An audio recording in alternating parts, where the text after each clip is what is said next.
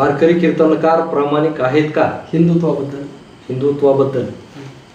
आता हिंदुत्वाचा आणि वारकरी संप्रदायाचा काही संबंध नाही. कारण हिंदुत्वामधल्या ज्या काही वाईट चालीरीती, प्रथा, परंपरा आणि अन्यायकारक जे काही गोष्टी होत्या त्याला कंटाळूनच वारकरी संप्रदायाची मांडणी झालेली. वारकरी संप्रदायाची विचारधारा त्यातून फुलत गेलेली आहे. म्हणजे जे जे हिंदू धर्मातल्या कर्मकांडांनी पिळलेली लोक होते ते वारकरी संप्रदायाच्या आश्रयाला गेले. आता आपल्या मराठवाड्यामधले संत गोरोबा काका आपले तेरचे, त्यांना काही कमी छळलं नाही हिंदुत्ववादी लोकांनी. त्यानंतर दुसरे आपले चोकोबा, त्यांचा अनन्वित छळ केला हिंदुत्ववाद्यांनी. मग मला सांगा की ज्या काळामध्ये ही संत महंत मंडळी वारकरी संप्रदाय त्यांच्या घामानं, कष्टानं, रक्तानं मोठा करीत होती, वाढवित होती, त्याला आपलं विचाराचं बीज देत होती, त्या काळामध्ये ज्यांना हिंदुत्वाचा गर्व आहे अशी माणसं त्यांना छळत होती. आता हे तुम्ही तुकाराम महाराजांच्या काळात सुद्धा बघा, त्यांना काही कमी छळलं नाही ना. त्या काळात हिंदुत्व शब्द नव्हता ना. शब्द कुठला का असाना, बरोबर आहे का नाही? म्हणजे एखादा सोंगाड्या वेळ दुसरं एखादा सोंग घेऊन आला म्हणून काय त्याचा चेहरा, मन आणि विचार बदलत नाही ना. वरच्या झोली बदलल्या म्हणून बैल बदलतो का? बैल तो तेच असतो ना. मग ते मारके बैल असे तुमचा जीव घेणार आहे, हे झूल बदलल्यानं त्याच्यामध्ये सुधारणा होणार आहे का? की त्याच्यामध्ये ते म्हणजे माणसं होणार आहेत का? ते नाही. म्हणून वारकरी संप्रदायाचा आणि हिंदुत्व या शब्दाचा दुरान्वये कुठेही संबंध नाही, बरोबर? वारकरी हे हिंदू आहेत, वारकरी हे हिंदू आहेत, त्यांना त्या धर्माचा अभिमान पण आहे, त्या धर्मावरती त्यांची श्रद्धा पण आहे. परंतु जे अति टोकाचा हिंदुत्ववाद घेऊन मिरवणारे हिंसक विचारधारा असलेले हिंदुत्ववादी हे वारकरी संप्रदायाला तेव्हा मान्य नव्हते. आता जर वारकरी संप्रदायाला ते मान्य असले तर असं समजायचं की वारकरीच वारकऱ्यांचा संप्रदाय संपवित आहे, म्हणजे स्वतःच्याच पायावर दगड हाणून घेणं असं म्हणता येईल. वारकरी संप्रदायामध्ये आसाराम बापूचं समर्थन करणारे अनेक कीर्तनकार आहेत, त्याच्याबद्दल काय सांगा? जर वारकरी जर संप्रदायातले महाराज सोडून, कारण संप्रदायामध्ये फार मोठी परंपरा आहे, त्याच्यामध्ये पार देवाची आईबाप काढणारे मोठमोठे संत मंडळी होऊन गेलेले, मोठमोठ्या पंडितांना चॅलेंज देणारे संत मंडळी होऊन गेलेले, आणि त्यातली त्यात नामदेव, ज्ञानदेव आणि तुकाराम महाराज या तिघांना, बरोबर का, म्हणजे यांच्यापेक्षा मोठा महाराजच नाही म्हणायचं. आणि मग असे बाप सोडून जर दुसऱ्यांच्या बापाला बाप म्हणत असतील तर ती वारकरी कसे म्हणायचे? बरोबर आहे की नाही? म्हणजे एकीकडं ज्याचं कॅरेक्टर खराब आहे म्हणून तो जेलमध्ये गेलाय, आणि त्याला जर तुम्ही वारकरी म्हणून, साधारण माणूस दुसरा एखादा म्हटला असता तर ठीक आहे, पण वारकरी म्हणून जर तुम्ही समर्थन करीत असला तर असं समजायचं की त्याच्या बुद्धीमध्ये वारकरी विचारधारा नाही, किंवा त्याचा वरचा मजला रिकामा आहे तुमच्या कीर्तनी भाषेमध्ये, बरोबर?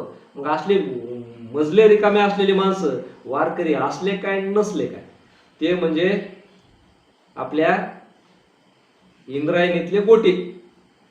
कारण ते गोटे तरी ह्यांच्यापेक्षा पवित्र, पण हे त्याही लायकीचे नाहीत असं मी म्हणेन. आता गोविंदगिरी, चारुदत्त आफळे यांनी म्हणजे एक प्रकारे छत्रपती शिवाजी महाराजांच्या बदनामीचा ठेकाच घेतलाय. आणि असे लोक जर भंडारेसारख्या लोकांना जर गुरुवरे वाटत असतील तर याचा अर्थ एवढाच आहे की ज्यांच्या मनामध्ये खरा हिंदुत्ववाद, तुम्ही म्हणता ना हिंदू, बरोबर? मग आता हे हिंदू बनावट आहेत का खरे आहेत ह्याची ही परीक्षा आहे. जर तुम्ही खरेच हिंदू असताल आणि छत्रपती शिवरायांचे मावळे असताल तर तुम्ही त्यांना धडा शिकवला असता. पाठीमागं आपल्याकडे बागेश्वर बाबा येऊन गेला, छत्रपती शिवरायांचे गुरु रामदास आहेत म्हणून गेला. कोर्टाने 1967ला सिद्ध केलं की छत्रपती शिवरायांचे गुरु रामदास नाहीत, बरोबर? मग मला सांगा की महाराष्ट्रामध्ये एवढ्या चळवळी, एवढे स्वतः शिवरायांचे मावळे म्हणून उदो करणारे, आपटो घेणारे मावळे जे म्हणतात की आम्ही छत्रपती शिवरायांचे खरे कट्टर मावळे आहेत, हिंदुत्ववादी आहेत, आणि अनेक जर म्हणतात की छत्रपती शिवरायांनी जर तलवार चालवली नसती तर सगळे मुसलमान झाले असते, असे म्हणणारे जे आहेत त्यांचं हिंदुत्व अशा वेळेस शंड ठरतं. कारण जो बागेश्वर इथं येऊन छत्रपती शिवरायांना कर्तृत्व काढून घेण्यासाठी तिथं रामदास गुरु म्हणून बसवतो, तर त्यावेळेस एकाही मावळ्यानं या ठिकाणी कोर्टामध्ये केस दाखल केली नाही. त्या बागेश्वर बाबाच्या नावानं महाराष्ट्रामध्ये 1,00,000-2 लाख जर इथं केसेस दाखल केलेल्या असत्या तर पुन्हा त्याची हिंमत झाली नसती. त्याच्यात 100 पिढ्या पुढच्या माणसांनी कधी म्हणजे त्या बागेश्वर बाबाच्या पिढ्यांनी पुन्हा छत्रपती शिवरायांच्या बाबतीत जीभ उचलली नसती. तसं नाही, पण केस दाखल करून घेत नाहीत नाही तसं कोण घेत नाही. मग आमच्या मानबिंदूंची, आमच्या मान सन्मानाची मानहानी केली नाही त्यांनी. नाही होत. मी 1 वर्षापूर्वी गेलो होतो गोविंदगिरीची दाखल करायला. तुम्ही जा ना, मोर्चा काढा 10 लाख लोकांचा. म्हणजे नाही त्या गोष्टीसाठी तुम्ही लाख लोक जमा करता, नाही त्या गोष्टीसाठी तुम्ही रस्त्यावर उतरता, आणि छत्रपती शिवरायांच्यासाठी जर तुम्ही रस्त्यावर उतरत नसले तर तुम्ही कसले मावळे. आणि तुम्ही गप्पा सांगता की आम्हाला जर त्या काळामध्ये जन्म मिळाला असता तर तुमची लायकीच नाही ना. मावळे होण्याची तुमची त्यावेळेस बी लायकी नव्हती ना, आज बी नाही. कारण महाराजांसाठी तुम्ही रस्त्यावर उतरू शकत नाहीत, प्रशासनाला तुम्ही जाब विचारू शकत नाहीत. म्हणजे इथं तुम्ही साध्या आजच्या लोकशाहीमध्ये प्रशासनाला लढू शकत नाहीत, आणि तुम्ही त्यावेळेच्या शिवकाळात लढायच्या गप्पा कशाला मारता. ते बागेश्वर बाबा असेल, तो आनंद स्वामी असेल, तो तर काय म्हणला, शिवराय छत्रपती शिवराय लढलेच नाहीत म्हणला. केली का केस दाखल. आणि जे आता असे हिंदुत्ववादी गुरूंचं समर्थन करतात, त्यातला एक तरी बोलला का त्यावेळेस? नाही बोलला. म्हणजे तुम्हाला छत्रपती शिवराय हे महत्वाचे नाही, तुम्हाला गुरु महत्वाचे. आणि गुरु ही परंपरा दुय्यम ठरवलेली वारकरी संप्रदाय, म्हणजे त्याला इतकं फार महत्व नाहीये. बरोबर. आणि इथं जर गुरु बापापेक्षा मोठा होत असेल, आमचा गुरु बरेच जण म्हणतात, बरोबर आहे नाही. म्हणजे तुम्हाला तुमचे संत परंपरेतले संत महात्मे सोडून द्यायचे, ते गुरु वाटत नाही. छत्रपती शिवराय हे मार्गदर्शक वाटत नाहीत, पण गुरु त्यांच्यापेक्षा महान वाटतात. अशी गुरुवादी जी परंपरा आहे ती परंपरा वारकरी संप्रदायाची नाही. गुरुवादी परंपरा ही सनातनी परंपरा आहे, कर्मठ परंपरा आहे. जिथं गुरु शिवाय दुसऱ्यानं डोकं चालवायचंच नाही. गुरु सांगतील तीच आज्ञा, गुरु सांगतील तोच मार्ग, गुरु सांगतील तोच रस्ता, अशा गुरु आज्ञेनं चालणारी शिष्य परंपरा ही. जाऊ द्या, आता मी ती काही बोलत नाही. कारण हे कसं आहे की अशी काही माणसं असतात ज्यांना डोक्याचा भाग नसतो, विचारांचा भाग नसतो. अशी माणसं अशा टोळ्यामध्ये सहभागी होतात. कारण धर्माच्या नावानं सुद्धा आता हिंसक टोळ्या निर्माण व्हायला लागल्यात. म्हणजे संप्रदाय तर हिंसक बनवायचाच. पाठीमागे ते म्हणले बरंच प्रकरण चालू होतं घुसखोरीचं. आणि हे घुसखोर कुठं नाही, जिथं जिथं चांगलं असेल तिथं घुसखोर असतातच. गुळ आहे तिथं मुंगळे आहेतच, बरोबर आहे की नाही. फळ आहे तिथं मधमाशी आहे, ते डंख मारणारी, फळ नासवणारी कीड आहेच, बरोबर आहे. परंतु यामध्ये, या सगळ्या वातावरणामध्ये चांगले विचार सुरक्षित कसे ठेवायचे, सद्भावना सद्विचार पुढं कसं घेऊन जायचं, हे चांगल्या माणसांनी एकत्र येऊन करणं गरजेचं आहे.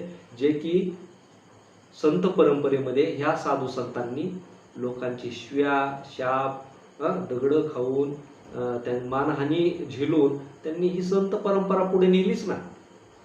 आज तुमच्यावर तेवढी वाईट वेळ नाही, परंतु तुमच्यामध्ये आज बोलायचं बी धाडस नाही. एखादा बोलला तर त्याचं तोंड काळं होतं, आणि हे अतिरेकी माणसं का लगेच टपलेलेच आहेत तुमच्याकडे. म्हणजे आज काय झालंय की चांगली माणसं एकटे पडली, ते एकटे, बरोबर. आणि वाईट प्रवृत्त्या ह्या जमावणार राहतात. कधी बी बघा तुम्ही लांडगे कसे राहतात, टोळीनं, बरोबर आहे का. त्याच्यानंतर काय म्हणायचं त्याला, की जी वाघ आहे, जो ज्याच्यामध्ये खरी हिंमत आहे, तो टोळीने राहत नाही, तो एकटा राहतो.